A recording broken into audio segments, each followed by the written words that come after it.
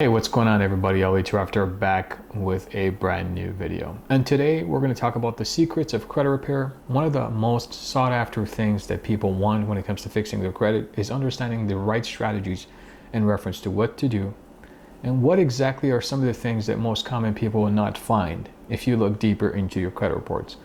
And the reason I'm sharing this with you guys today is because I've had a conversation with a gentleman yesterday. And we had a very brief discussion about some of the ins and outs of credit repair, some of the strategies that I've been personally using for some of my customers, but more importantly, the reality behind negative credit. And if you look deeper, what creates negative credit? How did the creation of negative credit come to be? What are some of the strategies that you and I need to pay attention to in reference to overcoming those negative credit? But more importantly, the cause behind that negative credit. In order to report it, there are certain rules and regulations that we need to go into. And that's what we're going to discuss today. And I want to tell you something. A lot of people don't necessarily go deep into this because they're scared of touching this subject. But I implore you to go ahead and stick till the very end because I promise you, you're going to benefit. So today's topic is about the Fair Credit Billing Act. It's one of the most important topics that you'll need to uncover when it comes to credit repair. And the reason why I say that is because the Fair Credit Reporting Act is essentially the rules and regulations and the laws around credit reporting in general. But we also have to understand and dig deeper on a forensics perspective and the scope of a forensics analysis to understand what exactly causes those negative items to come onto credit reports in the first place. And the reality is most often it's due to a late payment, and that late payment goes into a status where it's charged off and then eventually into collections and so on and so forth. The negative amounts of accounts that you might have is caused due to those negative activities and because of certain things that are happening that causes your accounts to go into that negative status in the first place. So the Fair Credit Billing Act is essentially deep diving into the concepts and understanding the rules and regulations of billing in general and the science behind the laws that are put into place to protect you as a consumer in reference to making sure that the creditors and the people who are billing you on a regular basis are not doing things that are off norm, are not causing your accounts to go into negative due to surcharges and or unfair fees that may be added on. And of course, making you understand the ins and outs of how the Fair Credit Billing Act should be and how it should work when it comes to credit repair. So let's go ahead and discuss on that topic. So I'm not going to deep dive too much into the Fair Credit Billing Act. We're going to do that in a complete different session. I might actually do an entire hour masterclass on that. I haven't yet determined that because it does take my time to invest into this to help you out.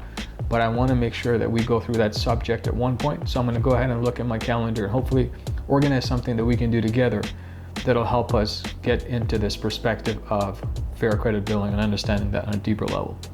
But let's go ahead and talk about the three things that'll help you analyze your credit reports better to get the best outcomes possible to get your credit fixed. The first thing we need to understand is that once again, the negative accounts are created due to payment, lack of payment thereof, the payment history, it's been damaged. We need to analyze from a forensics perspective, like I said, once again, the specifications of how it was late. First and foremost, let's look at the account in general. Is there anything that's inconsistent with the account? Irregularities or something that would be caused because of inconsistencies? A good question to ask yourself this is, do the creditors have to submit individual systems to report to all three bureaus? Or do they use one system to report to all three bureaus? And most of you will have guessed it, it's definitely one system. So with that thing, and that being the case, why is it that creditors, when they report to your credit reports, we see inconsistent and incongruent data all across? We see one account reported, whether it be Experian, on a specific date of Experian, and then Equifax reports a completely different date, and then TransUnion an entirely completely different date. Or sometimes two bureaus have one date and the third bureau doesn't, and it's not congruent.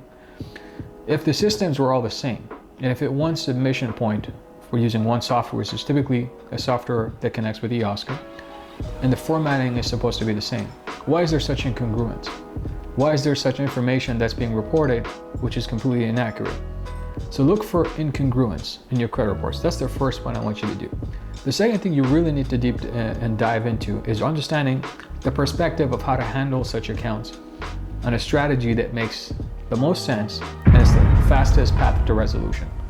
And the way to do that, and we talked about it in another video, is we said, look, if there are ways that you can actually communicate with the creditors directly and it's a late payment that was caused due to deferment that was permitted to consumers during the COVID situation, then perhaps communicate directly with the creditors.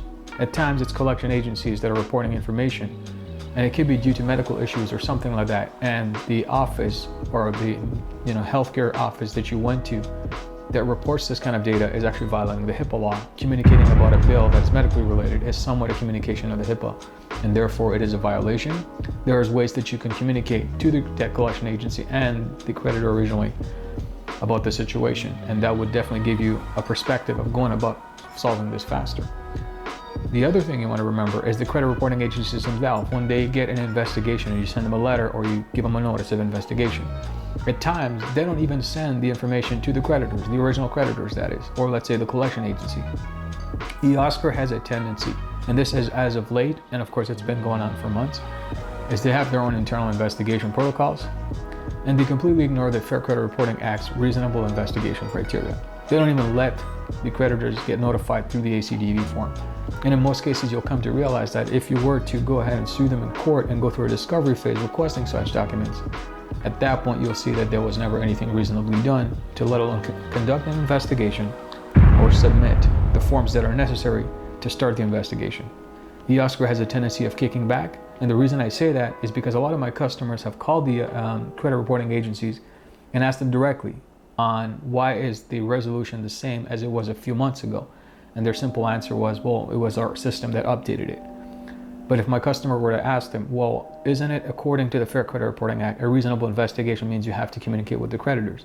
Why was that not done? And why is the item still there? Failure to comply to those rules post the 30-day mark. And that's one thing I want you to guys use to your advantage to get the best outcomes possible. So that's our second point, forensics perspective when it comes to credit reporting. The first one, again, we talked about is the Fair Credit Billing Act and understanding surcharges and so on and so forth, and whether or not it is caused by creditors, and what are some of the things that you can do to communicate directly with the creditors requesting such information. And the third and final point I want to bring to your attention, and this is very critical as one of the biggest credit repair secrets I think that anybody can have, is when it comes to credit repair. See, a lot of people don't understand this, is the industry in general was not designed to be a consistent activity for you. It's not about you fixing your personal credit, coming back to fix your credit again and then again and then again. Albeit the United States has a variety and a plethora of financial institutions that are extending credit to citizens regularly, it means that you have to scale your knowledge to be able to tap into those resources on a progressive level rather than a regressive level. And the reason I say that is because a lot of people walk away from creditors. They burn their bridges, they default, and they try to jump from one place to another and use credit repair as a tool to go ahead and do all these type of things. The reason why the government agencies and some of the private parties, including the agencies and the bureaus themselves, are so aggressive with credit repair companies and are fighting them is because of these incidents. It's because they're allowing individuals to go ahead and use this as a get out of jail free card. And the biggest problem here is that we cannot continuously see credit repair in that scope. It's going to destroy you, right? Because at the end of the day, credit is a bill. You have to pay. If you borrow, you have to pay. Negative accounts are created because of payment activity, as we discussed, and for people defaulting on such payments. So if we use credit repair as an excuse to continuously burn bridges, I promise you're going to have a very terrible future, and let alone financial opportunities will be crushed. So the third and most important point of this video is that treat credit repair as a one-time solution and a solution to scale your financial activity and knowledge, to scale the opportunity to build more bankable relationships that'll lead you to building a lot more wealth, that'll lead you to do business, investments, buy your residence, do more for your family, for yourself. Credit should be used as a tool to leverage. Right? The financial transformation created by fixing your credit should enable you to think deeper about most important things about your life in terms of how to conduct yourself or create a blueprint or a roadmap towards building your wealth. And of course, ultimately getting out of this whole situation with the global economy and uncertainty in a more refined way that enables you to think clearly about the future with peace of mind. That's what credit is meant for. So I know you've been watching me. A lot of people have been watching my channel just to get a free answer, to take advantage of the credit knowledge I gave out there just so that they can burn more bridges. And the reality is that is why I don't announce my credit repair services openly. It's because one of the most important things I want you guys to understand is I have a lot better things to do than to worry about people burning bridges with the same institutions I do business with when it comes to investments. I need you guys to understand this, and it sounds sour and negative, and it doesn't sound too positive, and it gives you a little crazy feeling in your stomach. But at the end of the day, it's for your own good. Sometimes we don't take medication because it tastes bad. This is one of those medications in life that you need to take because your future depends on this. You depend on this, and I want you to understand that I'm here to help you guys, especially if you're watching this video. And I want you to understand that the information I'm sharing with you is to enrich you and to put you in a position to build wealth.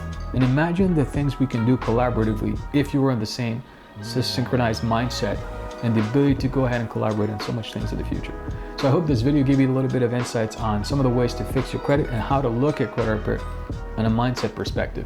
So if you like this video, smash that like button for me. Don't forget to subscribe, turn the notifications on to all, so every time videos like these come up, you'll be the first to know. And go ahead and leave me a comment below this video if you're interested in that masterclass that I'll be doing, and let me know you're in by leaving a comment below this video. If you're interested in leveling up your knowledge to get more in-depth information about credit and how to fix it and perhaps help others do the same, go ahead and check out my course, The Ultimate Personal Credit Mastery 2.0. A brand new update is coming up next month, so you don't want to miss that. And with that said, this is definitely your guide and mentor, Ali Tarakter. Definitely catch you guys on the next one. Bye for now.